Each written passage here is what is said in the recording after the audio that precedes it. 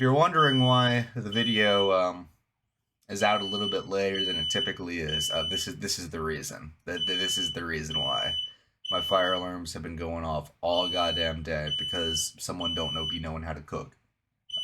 So yeah, sorry. This is probably gonna be the intro though, so that's at least nice. So yeah, this is probably gonna be out in the PM on the release day. Sorry about that, y'all. Oops. Please, I just want to record my video. What is going on, guys? Rogue TCG here, bringing another Yu-Gi-Oh! TCG deck profile. Now, this is a deck that I love, and I think I know you all love as well. Here is Orcust Horus. Now, the Horus cards were quite expensive, and they still are quite a bit expensive, but they are a bit cheaper now, so I thought now if we could finally get to cover this deck a little bit more in depth. Now that the Megatins have come out, the Horus cards have dropped a bit in price. I would recommend not buying the Megatins to try and pull the Horus cards just because the ratios are awful. And if you wanted to see more about the ratios, I'd recommend taking a look at my opening where I opened 5 cases of it. I'm going to put it in the upper right hand corner right here. You can check that out and see what you may be looking at in terms of ratios for the tins. However, I'd recommend just buying the singles from TCG Player or your equivalent for that.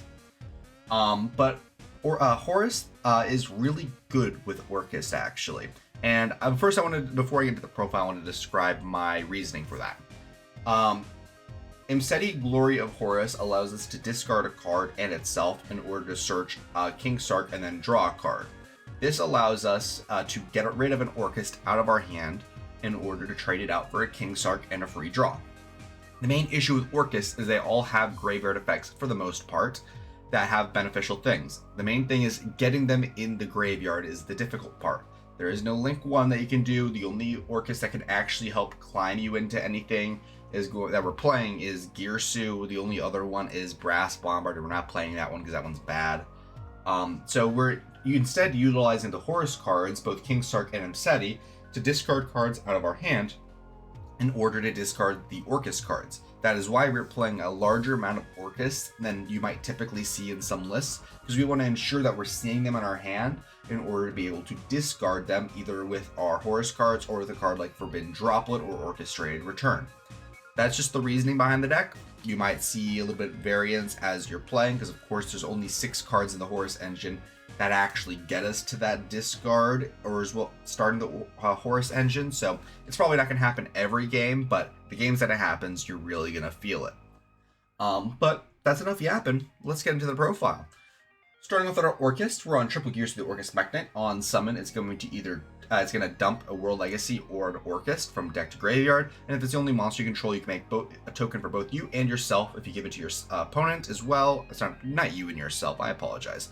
Both you and your opponent, and in that action, if they don't imperm the Girsu, they're locked out of imperm for the rest of your turn because they only have a monster on their side of the field. That token can also fuck up some strategies like Kashtira where they need to have a free board, so you might see results varying. We're on triple Orcust Hardcore. All of the cards that have graveyard effects, when we use their graveyard effects, they will lock us into summoning dark monsters for the rest of the turn. That's all cool with one of the Horus cards being Imseti. The other 2 are not dark, so we want to ideally summon them as well as our boss monster we're making the Horus monsters before we activate any Orcust graveyard effects. So Hardcore allows us to banish it from the graveyard in order to summon a Orcust from our main deck other than itself. Ideally, we're going to summon Girsu the Orcust Mech Knight, but if we already summoned Girsu earlier in the turn, we can always summon our next card, Orcust Nightmare. Orcust Nightmare allows us to banish it from the graveyard in order to target a monster on either field, send a Dark Machine from deck to graveyard, and then based on the level of the Dark Machine we send, we can increase the attack of the targeted monster by its level times 100. So if we activate it, send, I don't know, for example, a level 4, it'll increase the targeted monster's attack by 400. That also means it can be activated in the damage step once we give it the ability to be activated at a quick effect, which is quite nice, as well as Orcust Nightmare just has the effect where it can't be destroyed by Battle Link monster. Everyone forgets that effect. It can come up, so don't forget that effect, and you might win a game or 2 off of that. We're on double copies of Orcust Symbol Skeleton. We can banish it from the graveyard, target an Orcust monster in our graveyard except for Skeleton and summon it. Then we cannot summon for the rest of the turn except for Darks. Really good. This will be one of these setting this up for our opponent's turn, especially in paired with Orchestrated Babble and a Dingirsu in graveyard, because it will be quick effect removal functionally on our opponent's turn. This is also a way we can recur our link monsters in order to link climb pretty well. We're on one copy of World Legacy World Wand. This is our main thing we're going to be sending to the graveyard with either Girsu or Orcust Nightmare, since it is a Dark Machine. It is a level 8 Dark Machine. We can banish from the graveyard in order to special summon a banished Orcust from our banishment. And then we're Dark Locked. So this is a really cool card that allows us to special summon our Harp Horror back for extra link material number 1, and then when we link it off, it's going to be back in our graveyard where we can utilize it once more, keeping that resource loop enabled. We're on one copy of Orcust Crescendo. This is a counter trap that also banishes the card that it negates, as well as while it's in graveyard, we can banish it in order to add a Dark Machine from deck to hand, and then for the rest of the turn, we're locked into Dark Machines. One Orchestrated Return, we can pitch or send an Orcust from our side of the field to the graveyard in order to draw 2 cards. Our Orcust love being in the graveyard, so if there's even reason to even consider bumping this up to 2. I just wouldn't really know what to cut other than maybe a hand trap. And then one copy of Orchestrated Babble. This is the best card in the archetype, in my opinion, at least in the spell and trap department. This card allows us to activate the effects of Orcust in our graveyard or link monsters we control with Orcust in the original name as quick effects.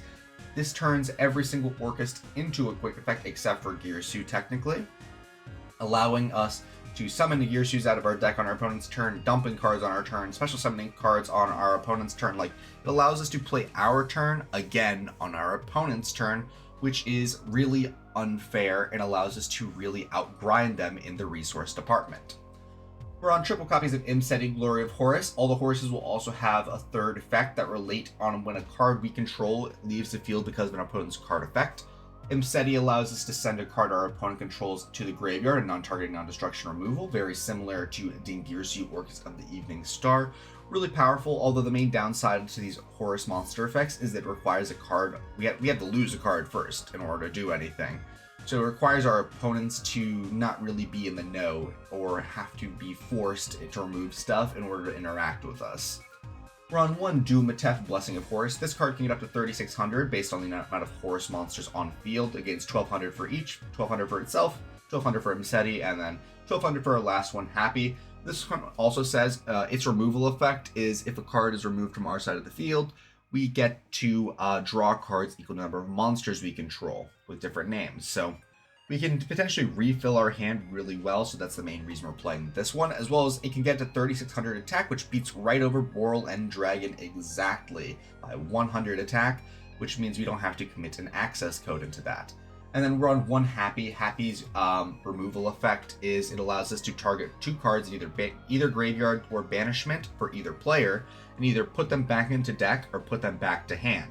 Really great way of having graveyard interaction, as well as recursion if we get interacted with in a meaningful way, because it can even add back, let's say for example, the Cosmic Cyclone or Orchestrated Babble, which is the best interaction our opponent can reasonably do against Babble. Well, Happy just says, well, card you control is removed, well, you can target cards in your banishment and add them back. And guess what's in our banishment? Our Orchestrated Babble. So that fixes that problem right there on the spot. We're on triple copies of King Sark. Horus monsters we control cannot be destroyed by card effects and that do not target them. Very similar to Underworld Goddess in terms of that sort of like non-targeting protection. And you can send a card from your hand to the graveyard to send a Horus monster from your deck to the graveyard, and that is a 4 times per turn. As well as the third effect says, once per turn at the start of the damage step, if your Horus monster battles an opponent's monster, you can send that opponent's monster to the graveyard. Non-targeting, non-destruction removal once more.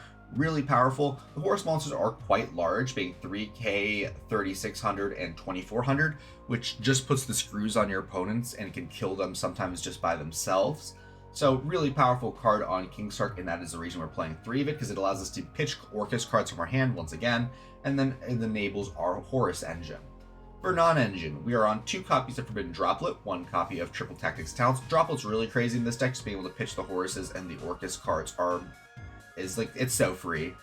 1 copy of Call by the Grave for hand trap mitigation. 1 copy of Foolish Burial. If we go Foolish Burial, the best card to send is Orcust Harp Horror. If we think our opponent might interact with it, we might be able to go into Nightmare instead and pivot in that degree. And then for hand traps, we're on triple Droll and Lockbird. It is kind of seems like this format's going to be shaken out to be a Droll format, to be completely honest, with all the Mulcharmies and the new Mulcharmy coming out, and Droll kind of counters Yubel as well. So if your deck can play Droll, I would recommend it. We're on triple copies of Infinite Impermanence, triple copies of Ash Blossom and Joyous Spring, and triple copies of Effect Veiler. We're playing Effect Veiler and Imperm in here. Again, for the Yubel matchup, we want to Imperm or Effect Veiler, the Dark Beckoning Beast, to try and end their turn, or at least cut them off of Unchained Access by hitting that Yama. But that's it for our main deck, a nice solid 40. Sitting at a nice 137 price total. Wouldn't have done that before, because before Imseti was about 60 a copy, so it would have just been 130-ish off of 2 Imseti by themselves. So, you know, just saying, it did get a lot cheaper. And then in the extra, we're on 1 Link Spider, now able to be a QCR. Ooh, nice and shiny. 1 copy of Dark of the Dark Charmer Gloomy. 1 IP Masquerena. This is a card that we really want to be ending on a majority of the time in this deck. Just because we can both summon back that Dingirsu and immediately make an SP Little Knight with it. We're on, of course, the aforementioned SP Little Knight. Very powerful, very good. Now, cheaper than it was before, but not necessarily cheap. We are also playing the replacement for SP Little Knight. So if you don't have an SP Little Knight, just play the Nightmare Unicorn. And instead of SP Little Knight, you could probably play something like, man, I don't even know, to be completely honest. Maybe if like an Orcustrion. Underworld Goddess is pretty funny. Maybe you can play Underworld Goddess. That's a pretty neat one. That's a little unfortunate situation, but I think that's just the state of the game right now, to be honest, and is a little unfortunate. We are on 2 copies of Galatea the Orcust Automatons and 2 effect monsters, including an Orcust. That is why we're playing the Link Spider, because Girsu can make a token, so we can go Girsu, dump Harpour, make a token for our opponent, use token to make Link Spider because we are not yet Dark Blocked, then make a Galatea because the Link Spider is an effect monster. We can use Girsu and Link Spider. And we can even have the Galatea pointing to the token, because Galatea has the effect, this linked card cannot be destroyed by a battle. Now that doesn't mean co-linked, that means linked. That means if Galatea is pointed to anything or anything is pointed to Galatea, it is linked, which means it cannot be destroyed by battle. It has the effect where you can target one of your banished machine monsters, shuffle it into your deck, and then set an Orcust spell trap from directly from your deck. You can set the Orcust spell trap, you don't gotta. So if you're out of spell traps, that's cool. Just keep recycling your Orcust, and then you can keep dumping them turn after turn, or special summoning them out of your deck, and just keep out resourcing your opponent. We're on 2 of it, so we can do it multiple times throughout the game. People do like banishing this card, funny enough. Although banishing your Orcust Link monsters is actually not the best play because of the World 1 that we already play, and the fact so we can use the Orcust Link monsters in order to return our banished Orcust Link monsters if they do choose to banish them, so we're always able to recur our resources. We're on 1 copy of Long Years Orcust Orchestrator. It has 2 effect monsters, including an Orcust monster. This linked card cannot be destroyed by card effects. Most people won't be reading that. As well as you can target 2 of your banished machine monsters, shuffle them in the deck, and then send 1 linked monster your opponent controls to the graveyard. That means if anything points to it, or it's pointing to anything, so that is very open to interpretation, as well as look at its very generous link arrows, allowing it to point to whatever it kind of really wants on our opponent's side of the board, except for their leftmost main monster zone. Very curious. So happens to be a Geonator Transverser column, but we aren't playing that card, funny. But that is a once per turn, and it can't attack the turn that we activate that effect, but that sort of removal, being able to send non-targeting send a card, is going to be very common in this deck. Noticing that King Sark, Imseti, and one of the upcoming cards, as well as itself, all send cards to the graveyard. We have a lot of removal in this deck. Speaking of removal, we're on 1 copy of Nightmare Unicorn, the cheap version of SP Little Knight, and we can also go into Unicorn on our own turn, and the reason we're doing that is because we want a 3 material access code talker, or rather it being made with the link 3 underneath of it, so it can be at 5300 for OTKs and more removal. And that's another reason why we're playing Link Spider, because it's an Earth that we can use for an extra pop, or not necessarily pop, but you know what I mean.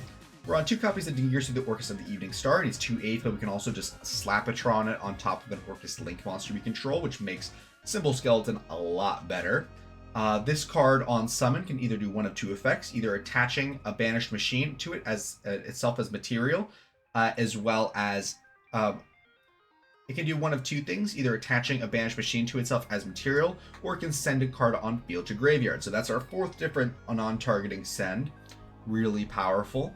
as well as this card has a continuous effect where while it's on field, if a card we control would be destroyed by battle or card effect, we can attach a material from itself instead. So it's a nice little Balinks on field, a little protection effect, and does protect our field spell from everything except for Cosmic Cyclone. We're on one copy of Lancelot, Dark Knight of the Underworld. This guy's like a bad negate and can win games if time is relevant because it can just attack directly while it has Xyz material. One copy of Galaxy Eyes, Photon Lord. If we are not Dark locked early in the turn and we have access to Horus cards, we can make an early negate in order to play around Nibiru. One copy of Hope Harbinger, Dragon Titanic Galaxy. This card allows us to negate spell cards, which can be relevant against certain matchups, but if you didn't want it in the main, you could definitely side it. And then one copy of the Zombie Vampire, being our dark monster other than Lancelot that we can make if we are already dark locked at that point. We can make the Zombie Vampire and just mill more cards and get a reborn for either one of our cards or one of our opponent's cards in order to keep making link plays. But that's going to be about it for the deck profile. I think this deck is actually super cool, and the fact that it's cheaper means I'm glad a lot more people are going to be able to check it out. I'm not so sure if this is the best version of Orcust Horus or necessarily Orcust just in general, just because we're only playing 6 copies of cards that we can use in order to discard cards, although I think it is very interesting and does change the dynamic of Orcust a little bit, always having these recursive threats being the Horus cards available to you if you do start on that engine. But again, that's going to be about it for the deck profile. Thank you all so much for watching, if you still are. Thank you for my one YouTube member. Thank you, Ari. If you want to become a YouTube member, I'd recommend staying strapped in for this next segment because I'm going to explain it in there. But again, thank you all so much for watching, if you still are. And I'm going to see you later. Bye-bye. Thank you guys so much for watching the video. If you wanted to talk to more Yu-Gi-Oh players like yourself, I would highly recommend checking out our Discord server. Link is going to be in the description, as well as the QR code on screen. We do talk somewhat frequently about Yu-Gi-Oh and the current meta, so I would really enjoy to see you there. As well as we do recently now have channel memberships available on our YouTube channel, where we have 3 different tiers. We have Super Supporter at $2 a month, where you get loyalty badges, emojis, guaranteed comment responses, a shout out at the end of every video, as well as access to the members only Discord channel, where you get early sneak peeks at future videos. There is the Giga Supporter at $5 a month, where you have early access to all new videos about a day or 2 before they go up, as well as all the previous offers. And for $15 a month, we do have our final tier, which is going to be Femboy Fanatic. You get a guaranteed customized video every single month, as well as 1 hour of my time. Could be for anything you'd like. You want a duel? Absolutely. You want me to help build a deck? Absolutely. You want to play some Helldivers? Sure. I'll do anything for an hour once a month. But supporting does help me out quite a lot, and it does help me produce all of these videos. So thank you guys so much for watching, and I'll be seeing y'all later. Bye-bye.